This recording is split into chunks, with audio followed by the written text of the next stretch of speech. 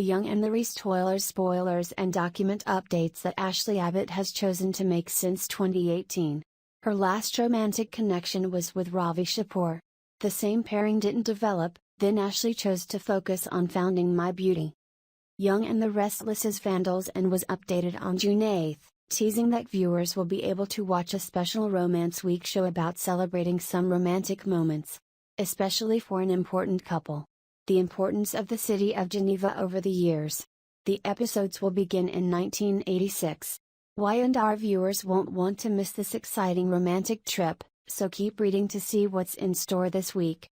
Y&R fans recount that Ashley was married to Victor Newman on 2 occasions, one in the 1990s and another in the 2000s. Whether she will find her love for a friend your old life, or other important people, or find someone, a topic that should be discovered when new episodes start airing. How each person develops personal talent is a unique experience. Ashley is a chemist who has created many products to help build Jabot over the years. One of the more recent boasts that Davidson worked with Dina Murgeron assisted in discovering a letter that John Abbott wrote many years ago. Its content shows John's desire that Ashley be given control of the products she creates. Jack Abbott was forced to cede power, with Ashley establishing My Beauty in Paris, France. But Ashley's desire to work independently only existed for a short time, when she came to an agreement with Jack to allow My Beauty and Jabot to join forces.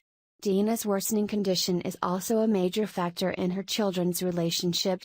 Ashley's first marriage was with Steve Lassiter in the late 1980s. The alliance ended tragically, when he was killed. Victor Newman then became one of the 2 greatest loves of Ashley's life, with Brad Carlton, the other. Victor is quoted as having married him twice and they had Abby Newman.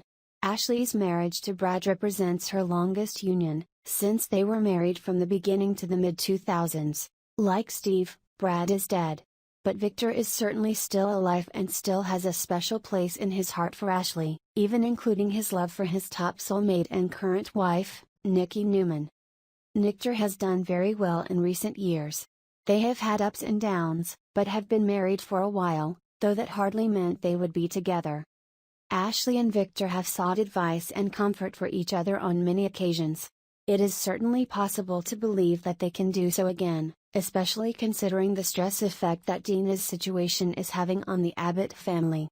At the same time, Nikki told Vicki Newman about Adam Newman's childhood crimes, causing Victor to feel betrayed. Reconnecting with previous love concerns, or a new character can be created that will allow Ashley to pursue love.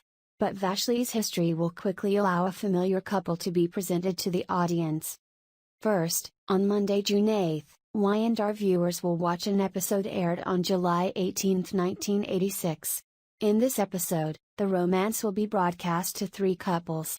Main double of the city of Geneva. First, Victor Newman will do his best to sweep Ashley Abbott off her feet. "I still can't believe it happened," Ashley will tell Victor when they hug. In addition, Nikki Newman will be captivated by Victor's brother Matt Miller and John Abbott will be seduced by Joanne Manning. On Tuesday, June 9, Y&R viewers will watch an episode aired on June 7, 2001. In this episode, Nick Newman and Sharon Newman will wear Arabic costumes and will have a meal. The party in which Nick will arrange for 2 people. Also, Isabella will try her best to separate Paul Williams and Christine Williams, but Paul will eventually tell Isabella that she needs to leave his apartment. On Wednesday, June 10, Y&R viewers will watch an episode aired on May 13, 2005. In this episode, Michael Baldwin will propose to Lauren Finmore. This is probably a romantic event, while across town, Nick and Sharon will be waiting for news of Cassie Newman's condition. On Thursday, June 11, Y&R viewers will be able to watch an episode aired on December 30, 2010. In the episode, Chloe Mitchell will have a stressful meeting with Kevin Fisher, who will refusing her invitation for the New Year's party. Chloe will go home and bunker about it, then she will run out of the Prime Minister's mansion in pajamas to spy on Kevin. Kevin and Chloe will eventually make their feelings for each other known, and they will kiss passionately. On Friday, June 12, Y&R viewers will watch an episode aired on February 13, 2012. In this episode, Lily Winters and Kane Ashby will be delighted when Kinda Chancellor surprised them. Of course, and their friends and family with news that she will take them to France on her private plane for Valentine's Day wedding. Meanwhile, Victor and Nikki will be worried about Victoria Newman's future with Billy Abbott. There are at least 5 reasons we want Ian Ward, Ray Wise, to come back to Y&N. He's good at being a very annoying man. Will Ian return to Geneva to try again to terrorize citizens? He has connections with character generations and many fans love to see solid oil sellers back in town.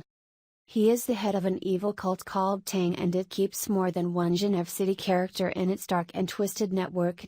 Spoiler alert, there is a great reason. The best will give a beautiful and strong heroine the opportunity to give her full life. Here are 5 reasons we want Ian Ward to return to Y&R. Although we wanted Ian to pay for what he did, he showed an almost irresistible, fat but sexy charisma. That is why he is such a great cult leader.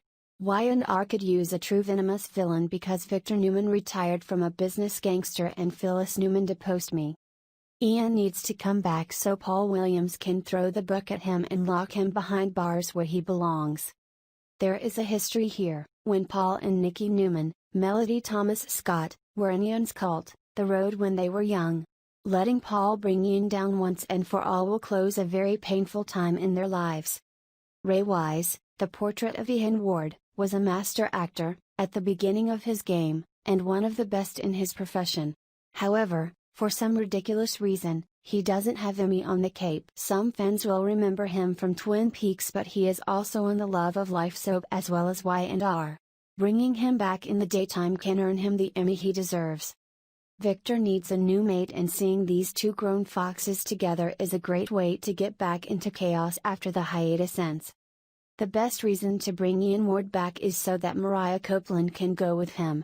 He ruined her life as a child and as an adult and saw her put him in his place, and the next step would be sweet justice for her and for her fans. Our Days of Lives vandals revealed that it had something to do with the soap role when this door was closed, and that's exactly what Stacey Hayduke thought when he left Duel and could return to the young and non-stop. The last soap fans to see her on Duel were Kristen DiMera, Vixen Catty with the heart of a gold plate. She recently exited the Sudzer, and when asked about returning to Y&R, she gave an enthusiastic thumb. Are we meeting her soon in Geneva as Patty Williams, the kooky sister of Sheriff Paul Williams? Currently, Kristen DiMera has come out of the picture, making a dramatic and illegal escape. She had never been a person up and down, but her latest departure was scandalous even for her. She discovers that her child is alive and that Victor Kiriakis, John Aniston, is behind the plot to convert the baby so she can do something meaningful to her. She jumps into the mansion and stabs the knife at her chest. Fortunately, Victor did not die, but she was wanted for murder. Before she could be arrested, she left the country in search of Sarah Horton, who fled with the baby she thought was hers but was actually Kristen's. While the audience is still watching the broadcast again during the global pandemic, the episode that John Abbott is about to take a break has aired. By the end of the week, the family mourned for the dead husband, father and founder of the corporation in Geneva. The Abbott family has an interesting structure after Dina Abbott left Geneva to pursue life in Europe. She left her children to be raised by her ex-husband, John Abbott. Due to their particularly close relationship with his father, it is not uncommon for Ashley Abbott, Jack Abbott and Tracy Abbott to grieve after their deaths. With Jabot Cosmetics and John's vast fortune in the ruins of his departure, there is a lot to organize, especially with his new wife, Gloria Abbott. After all, she's John's widow and she's grieving in her own way. In order to have a backup during the messy proceedings, she called into the backup her sons, Michael Baldwin and Kevin Fisher. Because Michael is a lawyer, he can help her navigate the legal conversation. Kinda Chancellor and Jill Abbott attended the funeral along with other attendees. Naturally, the death of John Abbott will leave a cloud of uncertainty and pain in the city of Geneva. After all, he is one of Y&R's most beloved veterans and one of the city's most savvy entrepreneurs. Thankfully, Jerry Douglas will continue to appear in a few more episodes as an appearance and reminder for the people he loves while on Earth. What do you think of this memorable episode? To help end another week of topics and end our visit with the Abbott. It was an interesting visit that allowed us to meet the Abbott in their good and bad times, and really helped drive the car to the point of the multi-family power struggle in the city of Geneva. It also made us wonder when they and the Newmans will be joined by Winters. Not that CBS, The Young and the Restless, spoilers are referring to anything. Okay, we do, but that's something we can all agree on. Anyway, this episode aired on December 24, 2019, and since this is a special Christmas night, there's a lot of anger and frustration emerging since it killed writers to get there. A fun episode on holidays. But then, that gives the characters something to come together and make the vacation a success, so that's a good thing. Speaking of problem solving, it's time for Jack Abbott to worry about Billy Abbott. Jack stopped by Billy's side to see how his brother did when Billy ended a business call. When they talked, Billy said that he felt freer knowing who he was when not around Jabot. Jack stood on the fence, but he decided to go ahead and say that he wanted to plan Christmas for the family. Unfortunately, Billy and his family will go to Telluride, and while disappointed, Jack is happy for him. He said it was good that Billy spent time with his family and he cared about Billy. While Jack is meant to be in a supportive way, Billy will defend when he knows what will happen. As we've seen in the past few months, Billy needs to find out who he is without anyone from the Abbott and Victoria Newman tries to force him into something that he doesn't fit into his vision. Of course, the whole effort was thwarted by Billy and Jack's previous mistakes, asking him about therapy. Billy said his therapist was away, eventually Christmas, but he was talking to someone. He would not come any closer than that, but that was enough to make Jack's mind comfortable for the moment. Although it is not the typical level we expect, and the fact that only 5 months of age plays a part in it, this is a powerful episode. It serves to remind us where Billy was and compare it to where he is now. His desire to be a man and to be controlled has been mentioned many times, and it's great to see him moving toward that goal.